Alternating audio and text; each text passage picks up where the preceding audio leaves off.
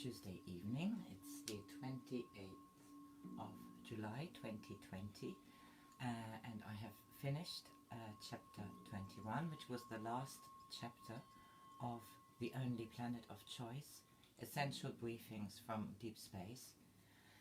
Transceiver is Phyllis, or was Phyllis Schlemer, and it was edited by Mary Bennett. I write all the details in the title, but it isn't finished at chapter 21, which ended very dramatic and with a beautiful meditation, which I might actually record something for the time of 18 minutes, I shall see. But there are some more interesting information here which I wanted to also tell. Page 315. It's entitled Briefings, or Briefing, and it's by Phyllis Schlemer, who explains how it came to be. Before I knew who Tom was already a part of my life. Since my earliest memories, I have seen angels, spirits, and strange-looking creatures. Later on, I realized that they were beings from other dimensions and humanoid entities. I played with Native American children and watched as Native American tried to defend themselves or plotted against the white man. For me, they were as real as my brother. I was raised in an area of Pennsylvania which had experienced many Indian battles, and many of the towns were named after them. My mother was quite ill after I was born, so I was raised by my father's parents. I adored both of them. Much older than my grandmother, my grandfather was a tall, robust man whom I called Pop-Pop. They had 9 children, most of whom were still at home. My father was the eldest. It was the time of the Great Depression, and the family grew all their own potatoes, corn and vegetables, and Bessie, our cow, gave us milk, which my grandmother turned into cheese and butter. With all this and the wonderful homemade bread she baked daily, we were quite well provided for compared with many people. I was the first grandchild. I was loved, joyful and cherished. My grandmother would take me with her everywhere she went. She was the local midwife, and when she was called out and no one was around to look after me, she would pick me up, wrap me in the large grey shawl she always wore, and off we would go to deliver babies. She would also take me with her when it came time to pick the vegetables. That was when she taught me about nature's spirits. One of my jobs was to pick the potato bugs off the potatoes, and the nature spirits helped me with this. They also helped me when I went looking for mushrooms which could be found in the local cemetery. I would see many people in the cemetery, some trying to talk to visitors who did not respond. Once I asked my grandmother why they were crying and why no one paid attention to them. She told me that they did not know that they were dead. Sometimes they would loom up in front of me as if to play a game, and I would go chasing after them or hide behind tombstones. They seemed so happy that at least someone was paying attention to them. My grandmother would explain to me who they were, why they were there, and how their families kept them earthbound. She also explained that although I could see them, they were not so solid as I was, but I would try to hold their hands, and sometimes I succeeded. When I was around 5 years of age, my grandfather became very ill. My aunts told me that he was going to die and go to heaven to be with God. I recently had a kitten that died. When we placed it in a shoebox and buried it in the garden, I was very disturbed about this dying and going to God. For me, it meant being all stiff, placed in a box and put into the ground. That night, as I was saying my prayers, I asked God not to let Pop-Pop get all stiff and die. I then began to pray that I would not die. I asked God to please tell me if I would not die, that Pop-Pop would not die, and I would do whatever he wanted, but please not to let us die. Suddenly I heard a voice saying, "Hush, child, hush. You will never die, I promise you." I looked around. No one was in the room with me, and a voice seemed to come from the ceiling. I said again, "Promise me, God, that Pop-Pop will not die." "I will be a very good girl." Again the voice said, "Hush, child, hush. Your Pop-Pop will not die. I promise you." I had such a wonderful feeling of peace, space and light. It was as if I was filled with such joy. God was my friend. He gave me his word that neither I nor my grandfather would die. I told my grandmother about this, and she just smiled and said, "Yes, child." After my grandfather did pass on, I insisted he was not dead, because I saw he was well and happy, standing alongside this very big doll that looked like him lying on the bed. When they took the doll out of the house later and I were playing hopscotch outside, I asked him if he wanted to go with the doll. He said no. So we continued to script and play. I was so happy he was no longer ill. Both my grandmothers were sensitives and recognized that I also had this ability. The two of them were involved in my training, for each had unique abilities. My mother's daughter taught me about the little people and life after death. She was born in Ireland, had a wonderful spirit, loved to sing, and I never heard her say a negative word about anyone. She was the least judgmental person I ever met. My mother's mother was born in Italy, and she was a medium. Her family was known for their healing abilities. She read the oils, was very good with psychometry, found missing people and communicated with spirits. She was very strict and taught me to be responsible and to develop my own abilities. Both grandmothers were very strong on ethics and discipline, which they instilled in me. With this background, it was inevitable that someday I would open a school to teach metaphysics, which I did in 1969. I had been told by my Italian grandmother, who came from a family of Kabbalists, that one was not ready to teach until the age of 40.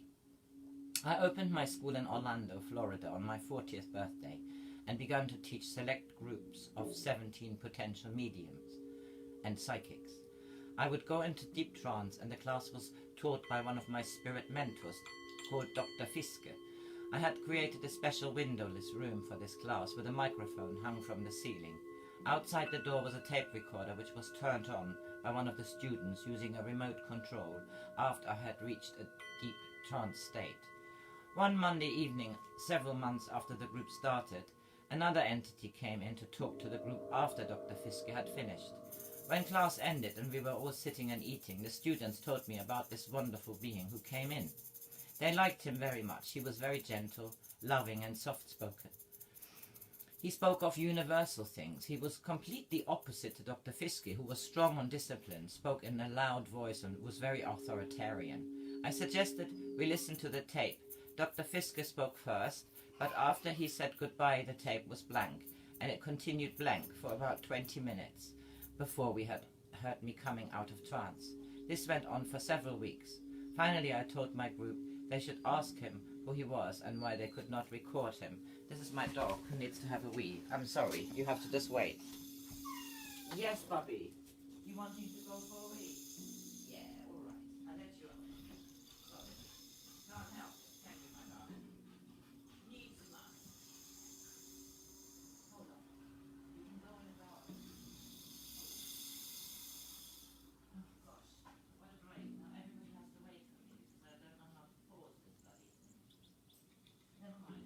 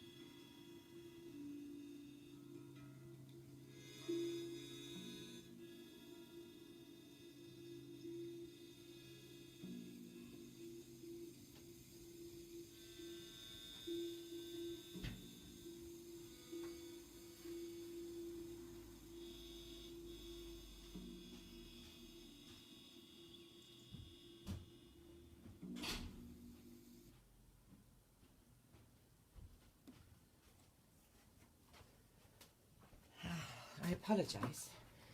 Needs must. Sorry about this. It's already 2 minutes. Right. Should I start again? No.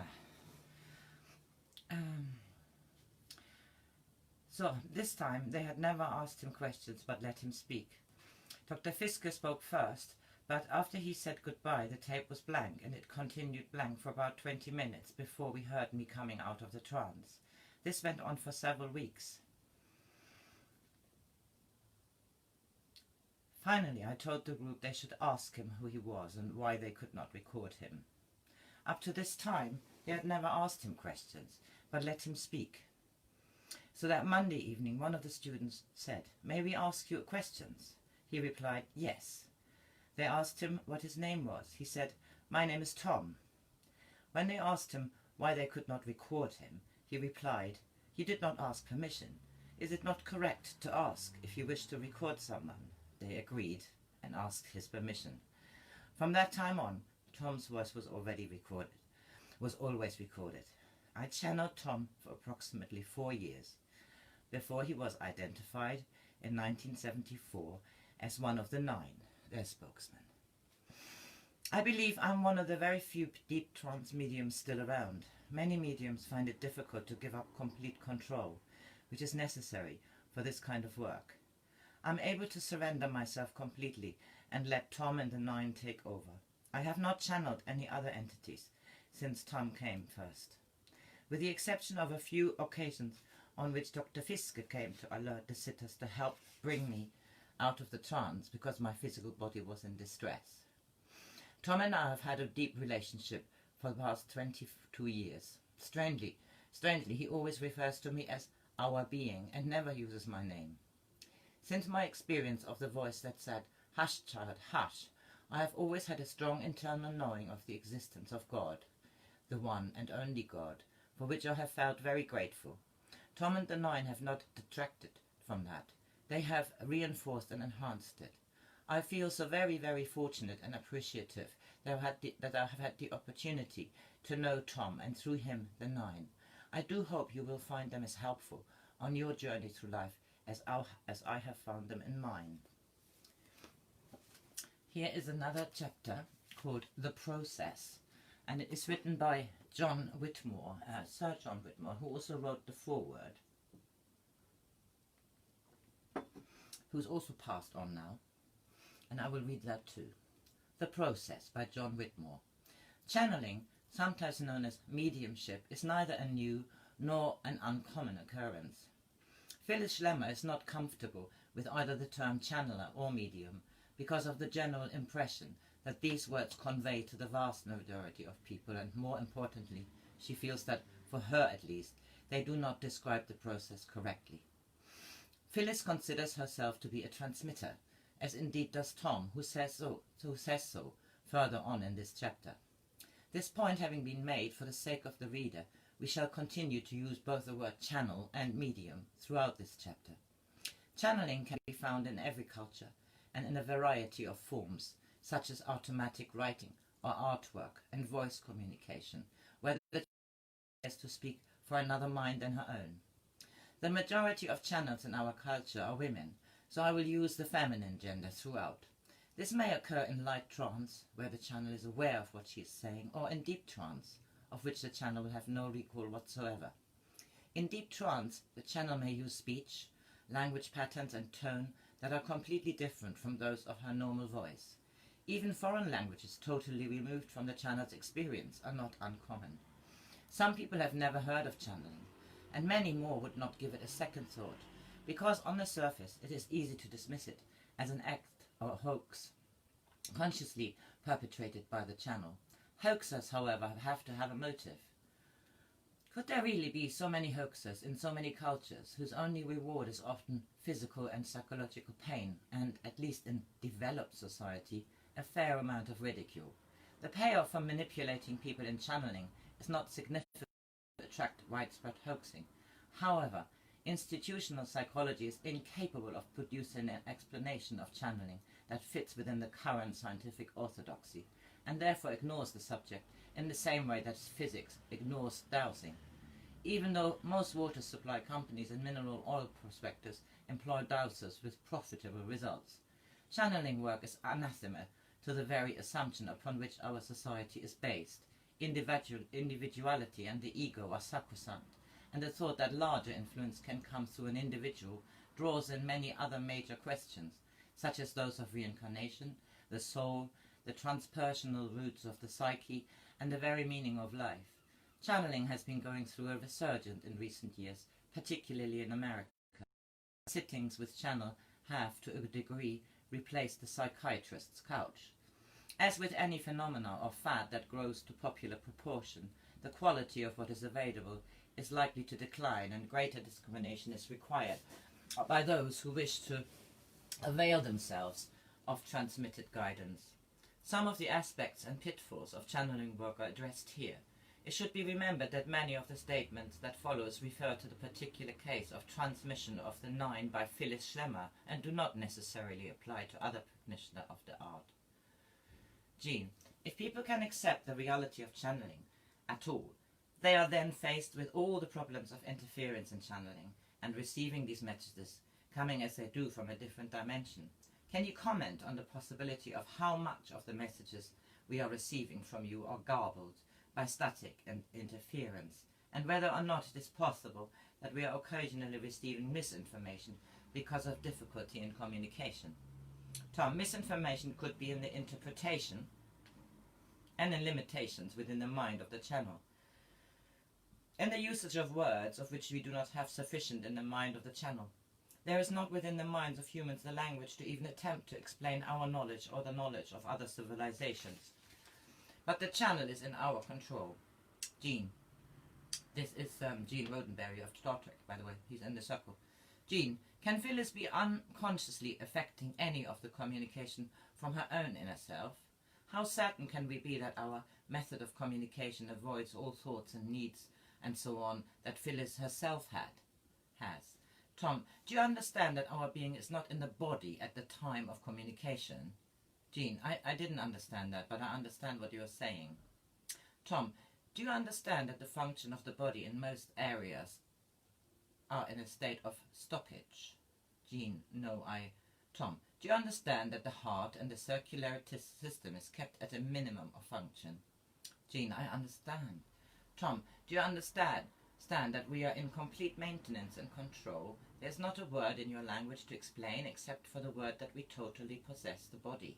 Jean, I understand. I think that answers my questions completely on that. Tom, if our being did not give us total permission to take control without creating difficulty or objecting to us, we could not, for the sake of non-interference of free will, completely control our being. Our being's mind, her soul, is not in the body when we are communicating. Our being has had great objections. Our being had great objections to computerization. That was the original plan.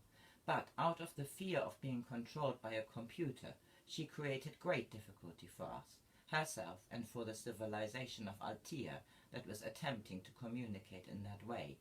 We would not be communicating in this manner if our being had given herself in completeness to a computer. In many thousands of years of communication from the other planes of dimension to species and beings upon the physical planet Earth, there has always been great difficulty. There have been but a few that we could call perfect, as anyone possibly could be perfect upon your planet. The reason being that there have been but few that would permit complete control. Andrew, I see.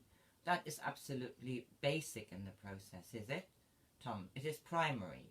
Without the control and without relinquishing the personality of the individual, it is not in truth clear communication. We have cautioned you many times to be of extreme caution with the conscious mind of those with whom you work, whom you use as a communicator. It is important for you to understand that in order to communicate, and I speak now not just of my operating as spokesman for the nine, but also for other civilizations to be able to communicate, we will use an instrument. We use this term instrument because the one through whom we communicate is in truth a physical transmitter. When we use a being, it is important for you to understand that we mostly must control that being. We take over the subconscious. It has to be a being that is willing, that becomes passive in order for us to become active. We have never had difficulty with our being. That is because our being removes her individuality. But that is also the reason for the fear of computers. She understands in her subconscious and has made a commitment, but the fear of a computer is the fear of a loss of soul. Do you then understand that we must, with great effort, maintain a balance in the physical body? It is important that in taking over the body, that at the moment that we are taking it over, it is in a sense like a computer. We must cause the body to have its heart operating, its lungs breathing, all of its major organs functioning. That is the reason that many times there is a drain of energy in the two of you. It is because we are using your energy, maintaining the body in a suspended state. Andrew, is this carried out by a computer or is it by a being? Tom, with our being it is another being. That is the difficulty. We do not violate the agreement with our being. She is the only one on your planet who was able to do this, and it was from an earlier agreement that she decided to give completely to the Nine. It was not an agreement with computers. At the time that we communicate with you, we wish you to understand that we do not have a vocal language.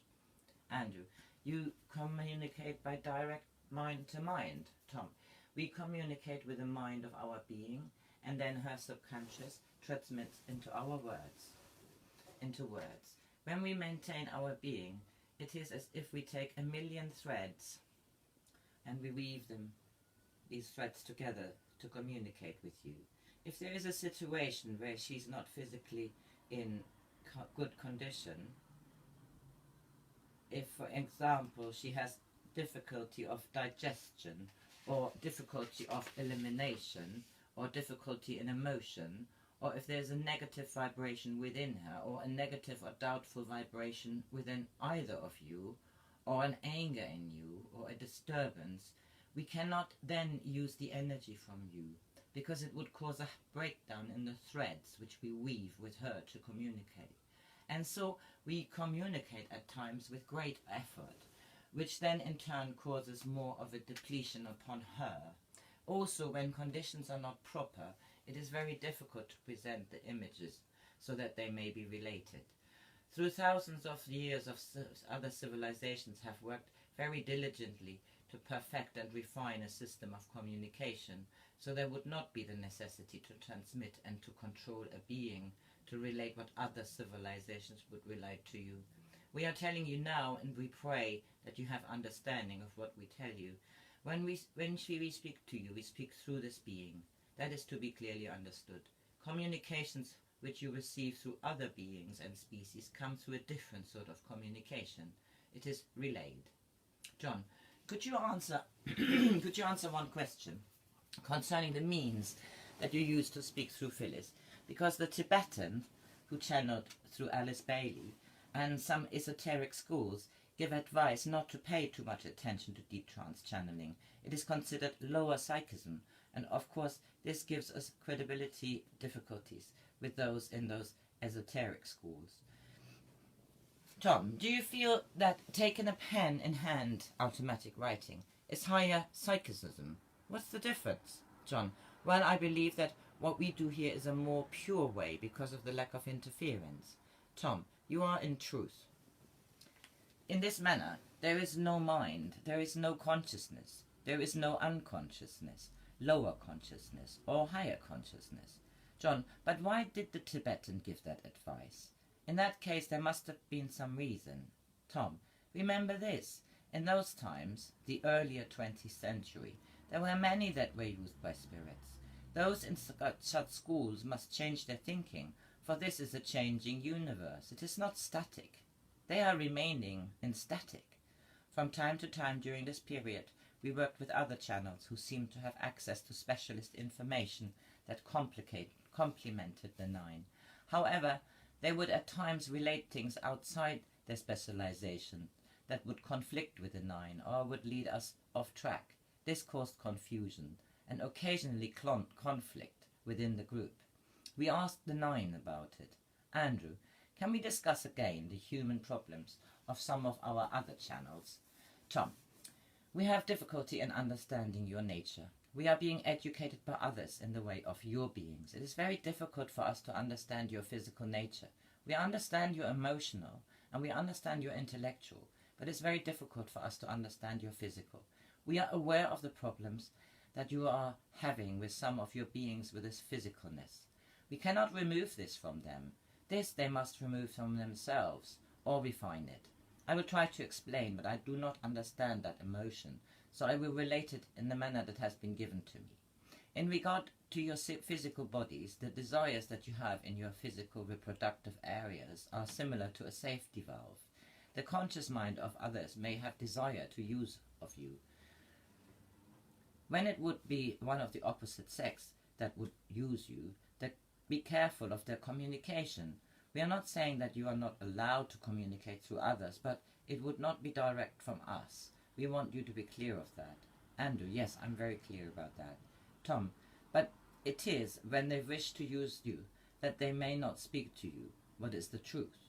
It may be that the civilization that speaks through them is trying with great difficulty to relate a truth to you, but for them it is an opportunity to use you. We wish you to know that the most destructive element is the ego that controls. John, some other channels here and elsewhere are producing a lot of cataclysmic predictions and other sort of messages that do not seem to coincide directly with yours. Tom, we have related in many communications. We will continue to relate to you. There are many civilizations that have communications with humans on Earth in which that would be a consideration. We will use a term that is not a term that we like, but perhaps it would give to you understanding. There are those that are in higher echelons and those in lower echelon. We communicate not through any, but that of our being. Only if our being is returned to us would there be a decision to communicate through another. In the civilizations that create great chaos within many, they are giving their point of view of seeing. In relationship to catastrophes, we will not permit catastrophes to completely remove souls from the earth. We are attempting to say to you is that those that communicate in the strictness of negativity are in the realm that is using their emotion, their drama. It is not of the purest. Do you understand what we're saying? This particular case of confusion which had arisen within the group in the early days is recounted here to demonstrate the kind of trouble which are easy to fall prey to when exploring a new world such as channeling. Also, it gives some interesting background into the dynamics of some of the groups of channelers which exist today. Apart from lesser civilizations with lesser knowledge of the whole, there was always the question of whether some non-terrestrial intelligence were deliberately destructive or had evil intent, and whether they could interfere with the communications with the Nine. Andrew, since there has been so much talk of positive and negative forces, is there any sign or method by which a person could confirm that he or she is dealing with positive forces? Some religious people might be frightened by our communications and insist that they could only be negative. Tom, by their knowledge, by their benefit to Earth, you will have the understanding. We have explained that there are those civilizations that could create difficulty, but that their power cannot sustain. Within your ear, within your heart, within your mind, if it feels not right in the essence in which they convey to you, then we give to you our assurance. Is it not right? It is not right. The Nine also warned us that civilizations that did not have the best interest of planet Earth at heart could exploit the weaknesses of some channels. Tom, there are two ways in which your channels can receive and get into problems in your physical world. One would be when the channel is weakened, either by lack of rest or illness. The other will be when the channel is willing to be used negatively because of the desire of power. Our being was not willing to channel for negativity. In this particular case, we may interfere and we help. In a channel willing to channel negatively, we may not interfere. When a channel is willing to be used negatively, there are many factors that you must take into account. And because a channel is willing, it does not mean that that channel cannot become unwilling. John, on the subject of being willing, is there a difference between being consciously willing and unconsciously willing? Tom, there is no difference. An unconscious desire for power is the same as a conscious desire for power. Andrew, I have a feeling that XXX has the potential to become a channel. What is your advice with respect to this possibility? Tom, this is possible in the future, but she must learn discipline before she may work. When I speak of discipline, I mean this in the sense that she must learn to balance in this physical world. Without the balance in the physical world, it is difficult. As you know, for every 100 that come to this planet to do the work, who have chosen for themselves, 98 do not make it. It is because of non-discipline in your physical world. You must be extremely careful with whom you deal, and when I speak of this, I mean contacts that you make with sources from other civilizations or the spirit realms. Not always are such contacts valid, true and honest. Because a contact is made does not mean it is a true contact. When I say this, I mean a contact that says it is working for us. John, be careful because there are all degrees of spirits. Is that what you're trying to say? Tom, that is correct. And we are not a spirit, and this is what we speak of. We do not wish to be involved with the spirits. The spirits are those who have passed on in this world and are hanging around this planet Earth. We are not spirits. Spirits of your world that are in the atmosphere and around the bands of your world are as confused as the physical beings on Earth. There are those that are evolved, but most are not. We are not spirits. We are trying to save the Earth so that these spirits beings may be released and be evolved. But careful whence you work. Remember this. Most of the groups and most of the organizations using channeling are working with the spirits. As I said, there are those that are evolved, but there are those that are also confused. When they left Earth, they also took their desires with them. And one of the desires that manifests on Earth is the desire to control. Andrew, this constitutes some difficulty for people in distinguishing what is going on when they have inner or psychic experiences. We felt this was happening with a young man that we spoke with today. Tom, it is of a different nature. Those that exist at this place at this time are in truth with their souls and have great love for the universe, and their motive is the highest. So therefore the energy will be used for the benefit of the universe. Confusion comes from non-experience, but it also comes from a great desire to have, how may we say this to you? As in your world, there are those that believe all of the words that are written in your publication. Is that not so? Similar to the nature of those that accept that all that is written is truth, there are those that have contact with spirit and civilization that also believe that because they may make this contact is of the highest and of truth, but often it is not. You understand the nature of the spirits exists upon the planet Earth. You also understand that in other civilizations that what you would call have periods of trance, they would also be spirits. Guest, Yokatov, is that a spirit or is it one of you? Tom, a spirit, but a good spirit. When I say good spirit, I do not mean that there are bad spirits. I mean they are just more evolved than others.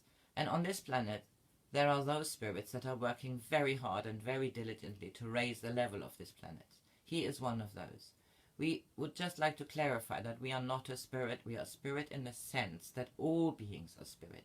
But when we say spirit, we mean a physical spirit attached to the earth. John, I have another concern. Phyllis' use of the English article word of has increased about 10 times from the first to the latest communications. In the early communications with you, the language was quite colloquial. Now in recent communications, I find the word of being used in many ways, and is now used as many as 8 times in a simple declarative sentence. Can you help me with my confusion regarding that? Most of these off words and similar language flaws have been edited in order to ease the flow for the reader. The following paragraph has been left untouched. Tom, we will attempt to explain to that of you in that working of communications with that of our being is of an adaptation that of us. In the beginnings of the communication with that of our Sir John and that of our doctor, it became of important for us to have the clarification that of whom we use speak and of what it would have meant. Perhaps we are not using that of the terminologies that are of correctness, but it became of more of clarification to us with that of Dr. Andrew, our Sir John, and that of others, and that of our understanding that we were communicating to that of them. They say, I have not clarified of that for you. Andrew, could you ask Althea for the linguistic basics for the use of article of? Tom, it is that of you. It is not for you. It is not to you. It is that of the essence of you, as it is that of the essence of us. To answer your questions, the physical is deteriorating. Andrew, Is this a direct consequence of the work, or is it age? Tom: it is communication. The draining of the physical body causes difficulty. The area of the brain which we may use for the words has been having a lack of energies. Therefore we must be careful not to drain our being.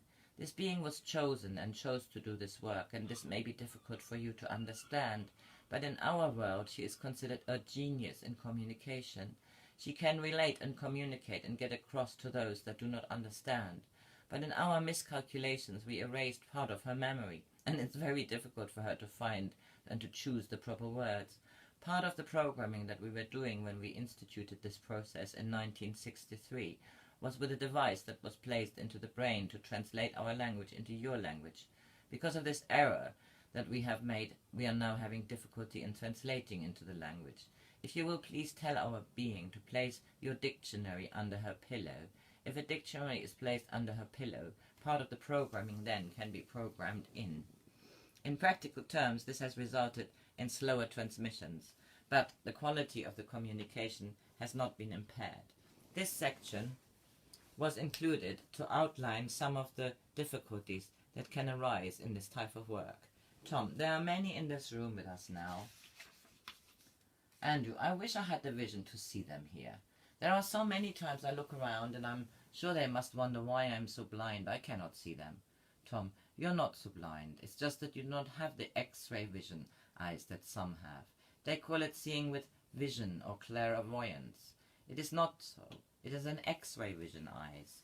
Andrew: well, I offer my love and my peace to all those who are here, even though I cannot see them except their presence. I accept their presence. Tom: at times they touch you. Andrew: thank you. Thank them for paying attention. It helps. It helps. Tom: they are always attuned to you, and many times we weep with you. On various occasions, questioners have drawn out some insights into how to deal with the crucial problem of reliability of the transmitter source. Tom: when you open yourself for communication with other dimensional beings, it is of great importance to have understanding of purpose and motive, for there are those who come forward proclaiming one thing and being in another, and there may be a slipping through of information that may be truth, but may also be a method of manipulation and control. Alice: then how can it be clarified? How can the channel be cleared so that there is no question? Tom: in your world we have not known of the existence of any that has not had partial involvement, for it is very difficult to clarify. You must continuously search self in your direction, motive and method. In the past there have been many who have communicated portions of great truth and not other portions, spirits of mischief, or thoughts of collective conscience. So it's difficult to categorize or place it in proper perspective. When you are asked to do something which is not compatible with your physical surroundings or with practical provisions, then it is necessary to detach, to stand apart.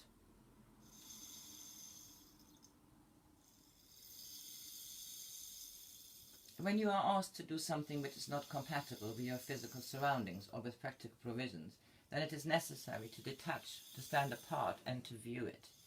When your communicator demands or relates to you that if you do not do something asked for, then there will be great difficulty in the world, then it is important to understand that may be something that is fulfilling a need within you, or it might seek to control you.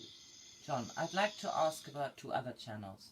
One who seems to be producing some important communications, but she claims that they come from the Nine. Can you clarify who really this is?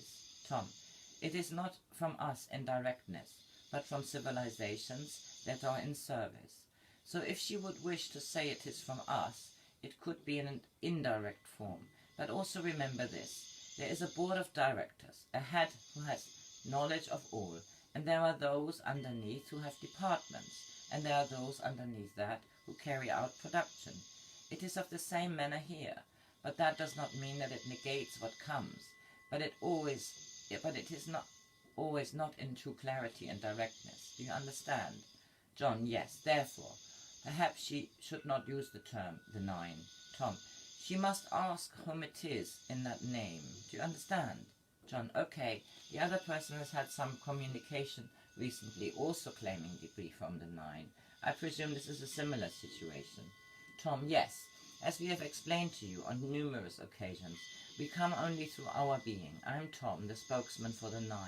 I'm the only spokesman for the 9, and I do not speak through any other. That does not mean that what they bring has not value for those that work in conjunction with us. Some years later, this same channeler came up in conversation again through the situation that had evolved by then. Mickey, a medium we know of is channeling information which claims to come from the 9. Can you tell us where it comes from?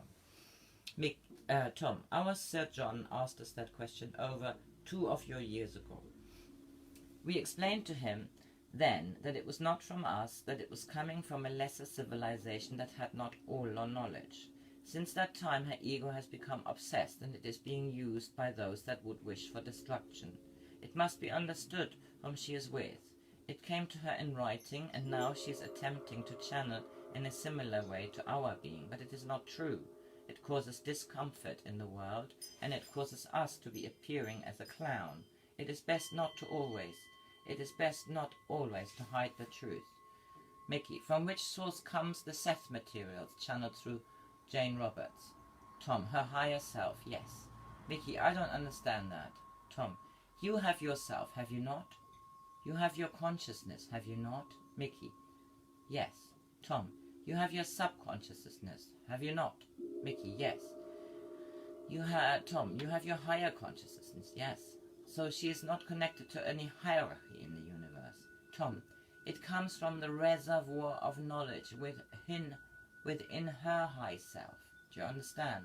Mickey, most of the material I find very valuable, but still then I find sentences which are contradictory to what you say, especially the information about Jesus. How is this possible? Tom, it is because of connection to the reservoir of knowledge. You understand that there are streams of reservoirs of knowledge that you call collective consciousness, collective unconscious. In the 7 planes surrounding Earth that in truth are 9, there are within each a portion of truth. It is when you go into the 9th chakra that all truth is. Not all are capable at this point of their existence. John, a person I met is interested in channeling, and I was concerned about his lack of discrimination. Tom, the singular most important thing to know, which you have a natural instinct for knowing, is the checking of your own internal source. This you must convey to him. There are those who channel that are not the best for humankind. However, there are those with great intelligence upon your planet who accept all forms of channeling without discrimination. It is important to continuously check yourself and challenge also. It is permissible, in fact, it is important that there will be questioning. There are many channels that in their hearts believe they are doing the things that are correct, when they are simply being tools of the negative, you understand? If they can understand that this is possible, even though they may not accept it, then those that go and utilize this can be brought out. The singular most important thing that may come forth is that you must check your inner source. You know that all humankind, no matter what environment brought them forth or what education fulfilled them, have an internal check on the balance within, yes? Background. Dr. Andrija Puharic, a medical doctor and inventor, became highly interested in extrasensory perception in the early 1950s. While studying the subject, he came across the Council of 9. It wasn't until 1974 that Phyllis Schlemer, Sir John Whitmore, and Dr. Puharic were brought together by circumstances that Sir John recalls. In November 1973, I met Andrija Puharic in New York to invite him to speak at a conference to be held in London in the spring. He accepted and agreed to use the May lectures to reveal his extraordinary experiences with a previously unknown psychic, Uri Geller. In January, Phyllis Schlemer, who ran a psychic development school in Orlando, telephoned Puharic about a remarkable healer she had discovered. Soon afterwards, Phyllis, Andrija the healer, and I gathered at the Puharic home in upstate New York to investigate his abilities. To everyone's astonishment, the healer began to channel information from an extraterrestrial intelligence. Later, when the healer showed signs of instability, we decided to seek advice from one of Phyllis's spirit guides. The guide told us that he was not a spirit, but the spokesman for the Nine, and thus a great adventure began. In the early 1950s, a doctor of medicine, parapsychological researcher, while studying extrasensory perception, came across the Council of Nine. It wasn't until 1974 that Phyllis Schlemer, Sir John Fitmore, and the doctor were brought together by circumstances and began their transmission with the Nine. The story of their first years together, prelude to the landing on planet Earth, was written by Stuart Holroyd and published by W. H. Allen in 1977. This was published in paperback by Corky, under the titles Briefings for the Landings on Planet Earth. The transmission in this book, The Only Planet of Choice, dates back from 1974 to the present day. Since those early days, various people have at one time or another been present during the transmissions, serendipity being responsible for most of them being there. This has been voluntary work, sometimes requiring much energy, time and personal expenditure. First names of the different questioners have been used in this book in order that the reader can see how the different personalities invite different types of interaction and information from the Nine. Some first names have been changed at the request of the individuals concerned, for they have already had extremely active lives and wish to be able to continue their work with the Nine without public attention being diverted onto themselves. It has frequently been pointed out by the Nine that, in the past, enlightened information has often been corrupted or lost in the propagation process, the emphasis shifting from the teachings to the teachers, who incorporated their own doctrinal modifications. The Nine wish that the information they have transmitted be shared with the people of planet Earth. They do not wish it for being a cult, religion, or any form of elitism to grow around them or the information. The people who, at the time of writing, have shared in the process of channeling have done so with the attitude of service to support and facilitate the process. Since the members of this group were from various countries, they usually convened at twice yearly reunions, while smaller sessions involving specific individuals occurred throughout the year. Following a procedure developed over the past 50 years that she had been channeling, Phyllis counts herself down into a deep trance. To the observer, it seems as if she is falling asleep on her chair. Then she suddenly becomes animated, raises her head and her hands, and a different voice, Tom's, announces that he is present and offers greetings and blessings. His voice is high-pitched, slow, and the English is somewhat archaic. As explained by Tom, Phyllis' body and mind are taken over by the Nine, and bodily functions are maintained by Althea, the leader of one of the 24 major civilizations. While Tom is transmitting through Phyllis, her hands move about in a series of mudra-like shapes. Channeling through a unique transmitter not only maintains the integrity of the message, it also underlines the enormous amount of complex preparation and training that are involved in making them. The transmissions usually start with Tom making an important statement. Otherwise, one of the sitters, most often it is Philip's husband, Israel Carmel, asks Tom if there is anything that he wants to say before they start on the question and answer process. Tom does not transmit words. He uses the transmitter's brain as a translator, dictionary, and syntax organizer. Tom calls it the servo mechanism. The length of transmission depends on many factors, and it's always Tom who announces when the channeling must end, whereupon conversations are finished and goodbyes exchanged. Philip goes quiet and then counts herself out of trance. This is sometimes a difficult procedure, and awareness, care and collectiveness are required from all the people present. Phyllis also has no knowledge of the transmission when she resurfaces, and in fact she's not even read most of the transcripts that have been made in order to keep her mind uncluttered. At the end of each transmission, Tom always says, "Tell our being of our love for her," and if nobody tells her, she does not know. And here I finish with Well, there is a last word, but I think this is the end of it.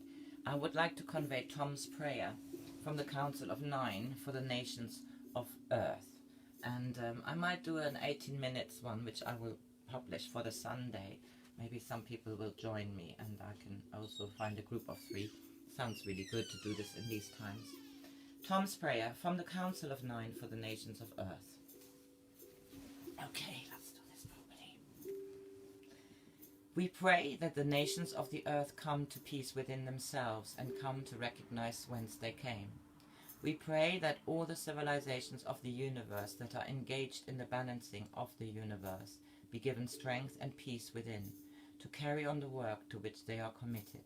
We pray that the physical beings of the planet Earth come into a state of awareness and understanding in order for their souls to evolve, to raise the level of the planet Earth and to cleanse the heavens around the planet Earth so that the universe can progress.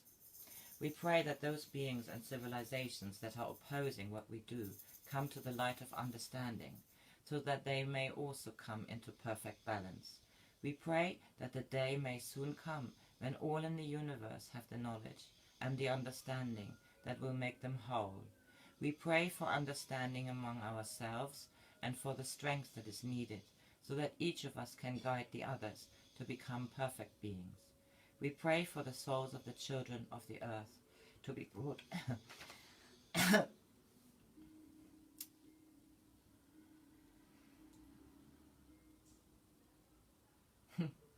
very moving. We pray for the souls of the children of the earth to be brought out of the dark into the light. Indeed, out of the dark into the light. I hope you enjoy.